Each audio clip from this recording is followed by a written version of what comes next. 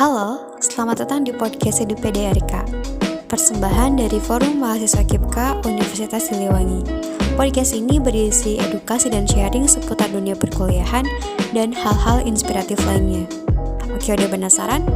Kalau gitu, selamat mendengarkan.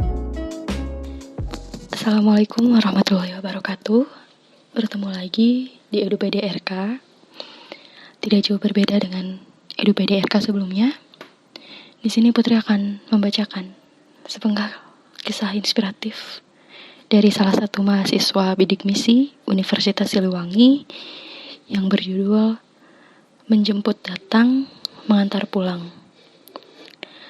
Sebuah kisah pergolakan asa dan rasa di bawah kendali kuasa. Karya Dudun Supardan. Dalam setiap ingin, semoga tidak hanya menjadi angan. Untuk kalian, kawan-kawan yang pernah berjuang, lalu belum tercipta sebuah tujuan untuk menjadi kenyataan, tenang saja. Itu adalah tabungan masa depan. Semua adalah perjalanan. Kelak, kita akan mendapatkan apa yang dicita-citakan sebagai wujud dari perjuangan yang dilalui dengan lelah melalui rintangan dan halangan untuk menghabiskan jatah kegagalan serta hinggap pada kata keberhasilan. Setidaknya kita telah menorehkan pengalaman pada keinginan dengan perjuangan. Perjuangan seorang insan begitu beragam. Dalam setiap perjuangan yang dilakukan melalui usaha yang tak terelakkan, berusaha tetap kuat dan bertahan, cobaan dan rintangan, berusaha kita lalui meski seperti badai dan juga topan, demi menjaga asa yang tidak pernah padam. Jangan khawatir, bukan tidak adanya keberhasilan, bukan pula karena yang kuasa tidak memberikan. Kita hanya diberikan beberapa pelajaran terlebih dahulu, agar ketika kita mencapai tujuan, kita terhempas dari keterlenaan. Terkadang, dalam setiap asa yang diperjuangkan, selalu ada sesuatu yang harus dihadapi serta dilalui, walaupun itu dirasa kelam. Kalimat di atas merupakan sebuah pengantar, sekaligus apresiasi pada perjuangan kita yang sudah berusaha berjalan dan bertahan di tengah ranjau pandemi COVID-19. Tidak bisa dipungkiri bahwa bukan hanya mahasiswa yang terkena efek dari wabah yang melanda dunia ini. Semua elemen kehidupan terdampak olehnya, tidak terkecuali saya, sebagai mahasiswa bidik misi yang menyandang predikat intelektual dan diharapkan dapat membawa perubahan pada kebaikan. Ketika pandemi melanda, kita, mahasiswa, dipaksa adaptif terhadap perubahan yang terjadi. Kita diharuskan untuk melakukan pembelajaran jarak jauh, atau biasa kita sebut daring, melalui berbagai platform seperti Zoom, Google Meet, Classroom, WA Group, dan lain-lain yang mungkin ada beberapa mahasiswa yang asing menggunakan berbagai sarana tersebut. Mau tidak mau kita harus bisa dan terbiasa dengan proses pembelajaran seperti ini. Ya, dengan keterbatasan yang ada tentunya.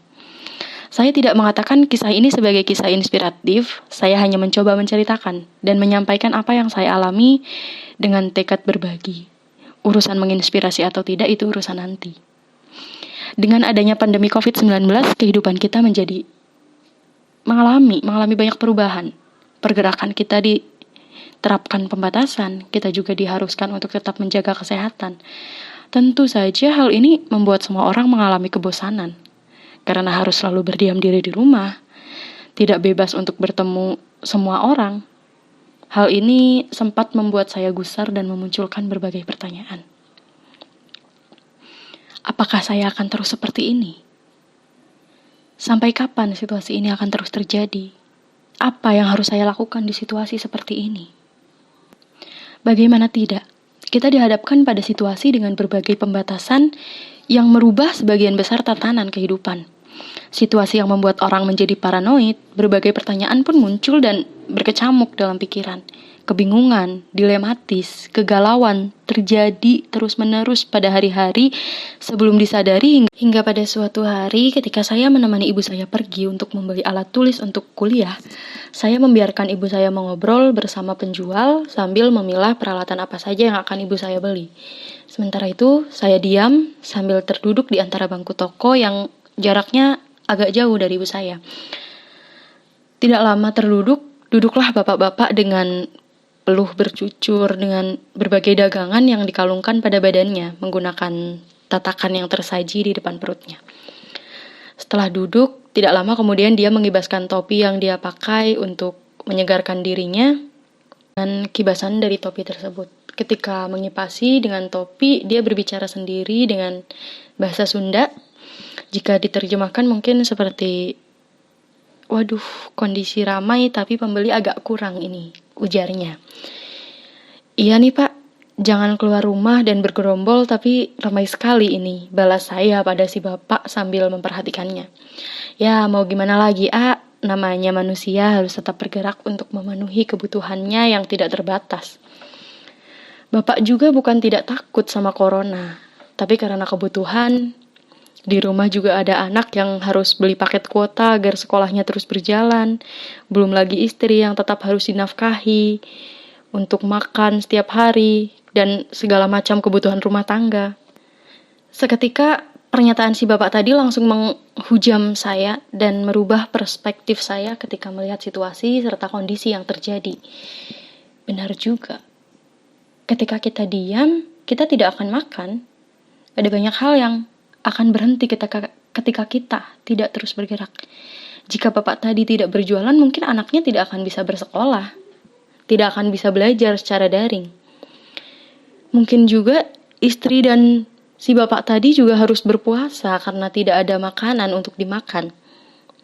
Pernyataan itu bukan hanya mengubah pandangan saya, tetapi juga mengubah seluruh mindset dalam kepala dan diri saya. Saya yang merupakan seorang mahasiswa, apa yang harus dilakukan? Apa yang harus saya perbuat? Apakah saya harus melakukan hal-hal besar? Setelah dipikir-pikir, tentu tidak. Justru kita harus memulai dengan melakukan hal-hal yang kecil. Hal-hal kecil yang mungkin nantinya berdampak besar. Berangkat dari kesadaran yang didapatkan bahwa kita harus tetap bergerak meski terhalang kondisi, kreativitas dan kemampuan berpikir kritis diperlukan dalam hal ini. Bagi seseorang yang sudah berumah tangga mungkin mencari uang untuk memenuhi kebutuhan agar bisa terus menjalani kehidupan. Bagi mahasiswa, berbuat sesuatu dan mengikuti kegiatan akan menambah pengalaman dan terus bergerak agar kehidupan seimbang. Termotivasi dengan pernyataan si bapak di pasar tadi, meskipun di tengah pandemi seperti ini, kita harus tetap bergerak agar keseimbangan kehidupan terjaga. Untuk itu saya tergabung dalam panitia penyaluran bansos bantuan sosial pangan non-tunai di lingkungan desa saya, di Desa Neglasari, di Limbangan, Garut. Karena sifatnya non-tunai, jadi kita akan menyalurkan bantuan berupa sembako serta mineral dan protein. Di sini kita bekerja gotong royong sebagai tim. Saya sendiri ambil bagian dalam penyusunan data penerima bantuan. Data tersebut disusun sesuai RT RW untuk nantinya dijadikan sebagai absensi dan bukti penerimaan bantuan. Esoknya kegiatan penyaluran berjalan sangat sibuk sekali. Saya pun ikut menyalurkan bantuan tersebut, melihat animo masyarakat yang baik dan nampaknya mereka bahagia dengan adanya penyaluran bantuan ini. Setidaknya ini membuat mereka bernafas di tengah situasi sulit. Setidaknya mereka mendapatkan oase sebagai pelepas dahaga di tengah padang pasir yang luas dan panas. Ada senyum dalam raut wajah mereka, ada bahagia dalam jiwa mereka, dan ada harapan yang diemban meski harus menghadapi situasi serba sulit dan membelit. Saya juga ikut terjun dalam penyaluran dan merasakan apa yang masyarakat rasakan. Ada beban yang mereka emban dan ada tekanan yang dirasakan. Tapi dengan mendapatkan bantuan ini, ada tawa yang mereka lepaskan meskipun sementara. Ada perbekalan untuk beberapa hari ke depan.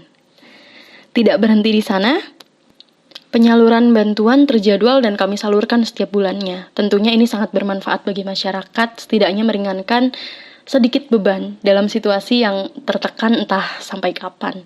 Di tengah kesibukan penyusunan data dan pengumpulan bahan makanan, saya juga mengembangkan platform media sosial Instagram sebagai sarana edukasi dan implementasi dari keilmuan yang saya dan kawan-kawan saya di jurusan ini dipelajari. Di jurusan pendidikan geografi lebih tepatnya, kami mengembangkan semacam postingan microblog yang di dalamnya terdapat konten mengenai kegeografian umum yang bisa dikonsumsi oleh berbagai kalangan masyarakat.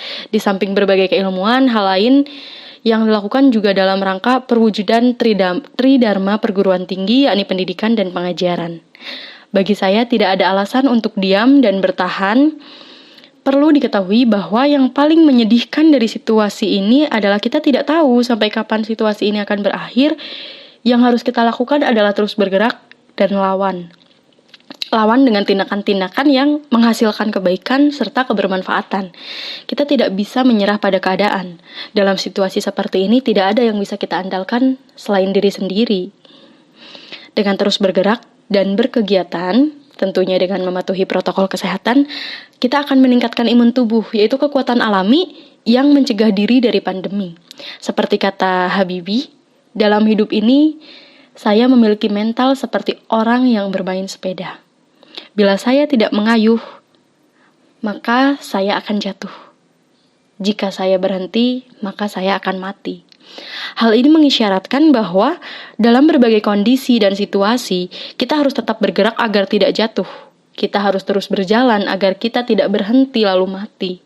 Meski kita tidak memberi dampak besar pada sekitar, setidaknya kita telah berbuat dan bergerak untuk kebermanfaatan, seperti mata air jernih yang memberikan kehidupan pada sekitar. Pada akhirnya, terlepas dari kisah ini menginspiratif atau tidak, saya mengajak kita, semua kawan-kawan dan Taulan untuk terus bergerak dan berjuang. Meski sudah merasakan letih oleh pandemi, kita perlu ingat di depan ada mimpi yang harus terjadi. Dengan asa yang tak akan sirna, dengan rasa yang terus bergejolak, sedih, senang, bahagia, serta duka, kita yakin yang kuasa melihat gerak dan juang kita. Dengan akhir yang baik dan tidak terduga. Kita jemput mimpi agar datang, kita hantarkan pandemi hingga pulang. Ya, mungkin itu dia sepenggal kisah menjemput datang mengantar pulang, sebuah kisah pergolakan asa dan rasa di bawah kendali kuasa karya Dudun Supardan. Sangat menginspiratif ya, kalau misal kalian bisa mengambil nilai-nilainya. Mungkin Putri akan memaparkan sedikit yang bisa kita ambil bahwa yang bisa kita petik adalah mungkin yang saya garis bawahi tadi yang kata B.J. Habibie, hidup itu seperti orang bermain sepeda. Kalau tidak terus mengayuh kita akan jatuh. Ketika jatuh kita berhenti dan ketika berhenti kita akan mati. Jadi apapun situasinya, apapun kondisinya, tetaplah bergerak, tetaplah berjuang. Karena tidak ada perjuangan yang sia-sia, tidak ada perjuangan yang tidak membuahkan hasil. Hanya saja mungkin jarak kita pada hasil yang masih terlampau jauh. Jadi ketika kita tidak mau gagal, ketika kita tidak mau menyicil perjuangan, maka kita akan terus jauh dari hasil yang kita harapkan. Tetap berjuang untuk para penonton, pendengar yang mendengarkan kisah inspiratif ini. Tetap ikhtiar. Terima kasih. Wassalamualaikum warahmatullahi wabarakatuh. Terima kasih sudah mendengarkan podcast kami. Semoga bermanfaat dan sampai jumpa di podcast berikutnya dengan pembahasan yang lebih menarik. Jika kalian suka, jangan lupa klik like, comment, and subscribe, dan share ke teman-teman kalian.